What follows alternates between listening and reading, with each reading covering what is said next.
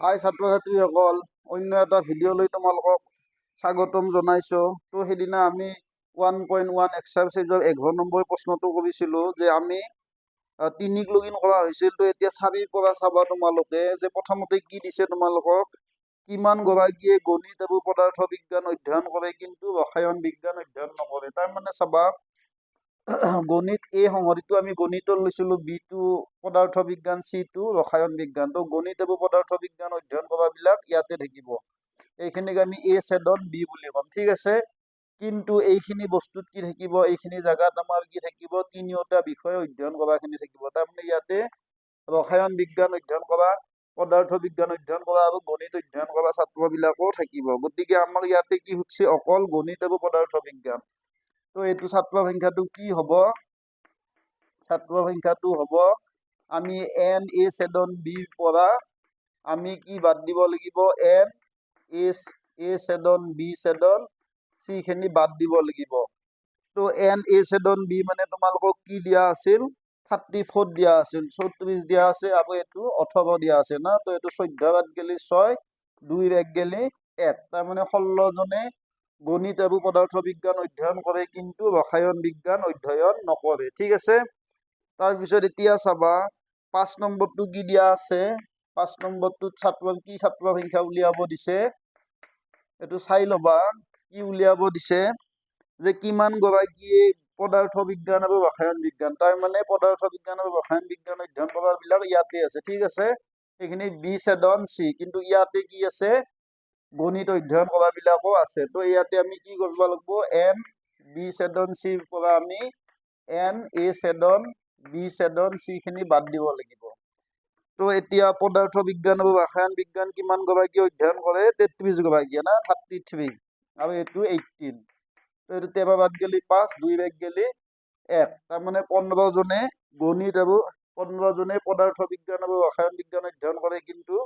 গণিত অধ্যয়ন নকৰে। নিশ্চয় বুজি পাইছা। তো একেদৰে 6 নম্বৰটো কি দিছে চাবা, 6 নম্বৰটো কি দিছে,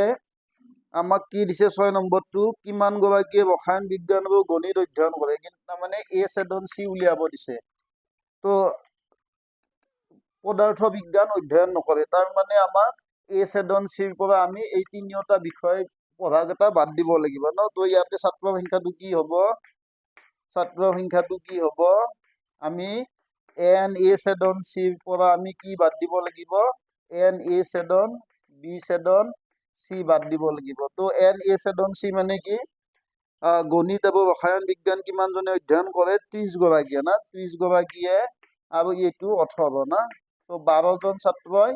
অকল কি কৰে, ৰসায়ন বিজ্ঞান আৰু গণিত অধ্যয়ন কৰে কিন্তু পদাৰ্থ বিজ্ঞান অধ্যয়ন নকৰে, ঠিক আছে।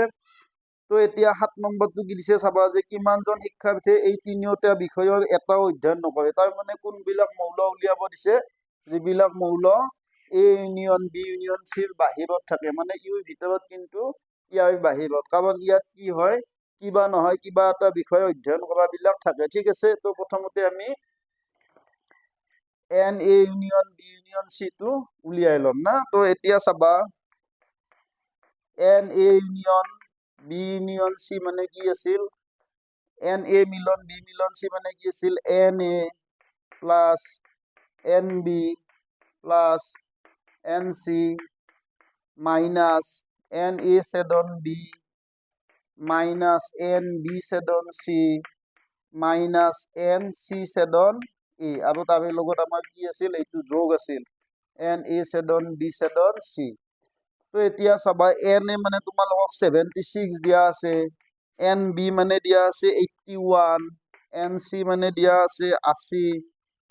তাৰপিছত গণিত আৰু পদাৰ্থ বিজ্ঞানটো কিমান দিয়া আছে, 34 এ ছেদন বি। পদাৰ্থ বিজ্ঞান আৰু ৰসায়ন বিজ্ঞান কিমান গৰাকীয়ে পঢ়ে, 33 গৰাকী। তো এন বি ছেদন চি মানে 33, এন চি ছেদন এ মানে 30, আৰু এইটো 18, ঠিক আছে। তো এতিয়া চাবা, এইখিনি তোমালোকে যোগ কৰা, 6 একে 7, 7 8 15 না। তাৰপিছত এইটো 1 1 8 9, 9 8 17, 17 8 24, 1 25, আৰু ইয়াৰ পৰা কি মাইনাছ হ'ব,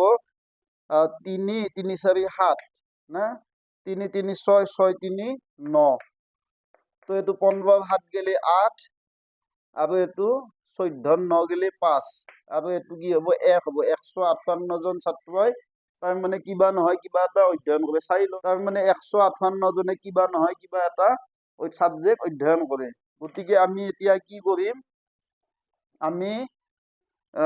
এটাও বিষয় অধ্যয়ন নকৰাটো আমি কেনেকৈ পাম তেনেকুৱা ছাত্ৰৰ সংখ্যাটো আমি কেনেকৈ পাম আমি পাম এন ইউ টোটেলৰ পৰা আমি এন এ মিলন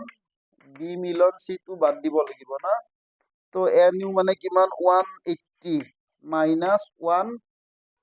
এটা নহয় এটা পঢ়া তো 200 বাদ গেলি 2 এইটো কিবা নহয় কিবা এটা পঢ়া আৰু 7 5 গেলি 2 তাৰমানে এনেকুৱা ছাত্ৰ কিমানজন আছে 22 জন আছে যি নেকি এটাও বিষয় অধ্যয়ন নকৰে ঠিক আছে এতিয়া চাবা আমি 1.2 মানে এক্সাৰসাইজটো আৰম্ভ কৰিম তাৰ আগতে তোমালোকে জানিব লাগিব কাৰ্টেজীয় গুণফল যে সাপোজ এ এটা সংহতি যে ধৰা তাতে এ বি চি তিনিটা মৌল আছে না আৰু বি এটা সংহতি তাতে ধৰা দুটা মৌলাই ধৰলো মই ডি ঠিক আছে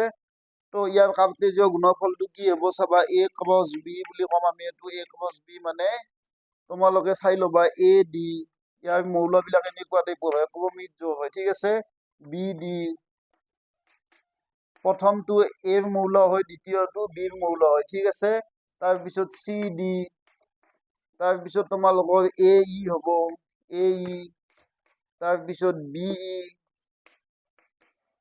ই তাৰপিছত চি ই না এনেকুৱা হ'ব মৌলবিলাক তো ইয়াৰে চাবা যে প্ৰথম মৌলবিলাক কি হ'ব প্ৰথম মৌলবিলাক এৰ হ'ব আৰু দ্বিতীয় মৌলবিলাক বিৰ হ'ব A E B D C D A E B E C E ঠিক আছে তো এতিয়া চাবা যে তোমালোকক যদি ধৰা এন এ মানে যদি এক্স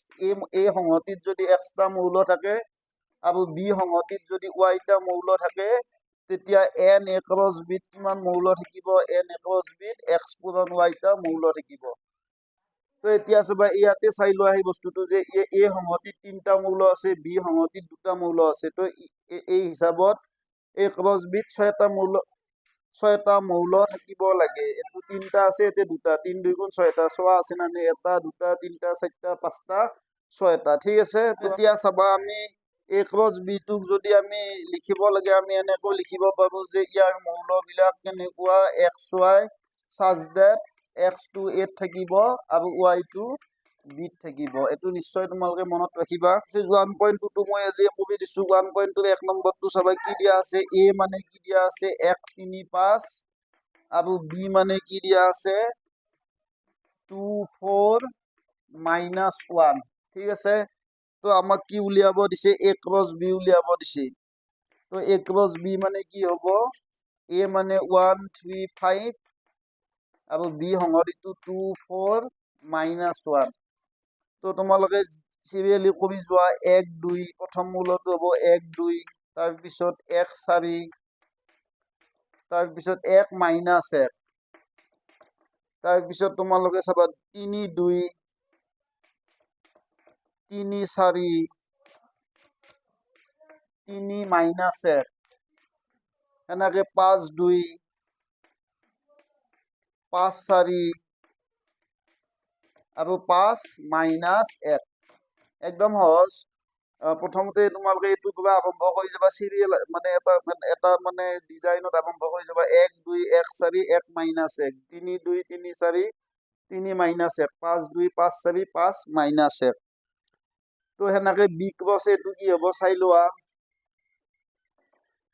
বি ক্ৰছ এইটো কি হ'ব বি ক্ৰছ এইটো এইবাৰ বি সংহতিটো আগত লিখিব লাগিব 2 4 -1 ক্ৰছ এ মানে 1 3 5 না তো এইটো কি হ'ব চাই লোৱা বি ক্ৰছ এইটো কি হ'ব চাবা মই কৰি চাম 2 1 2 3 2 5 তাৰপিছত 4 1 4 3 তাৰপিছত 4 5 তাৰপিছত -1 1 -1 1 -1 3 আৰু -1 5 একদম সহজ তো আমাক কি উলিয়াব দিছে এ ক্ৰছবিত কেইটা মৌল আছে তাৰ মানে n এ ক্ৰছবি উলিয়াব দিছে তো এ সংহতিত আছে 3টা আৰু বি সংহতিত আছে 3টা তো 3 3 কেইটা হ'ব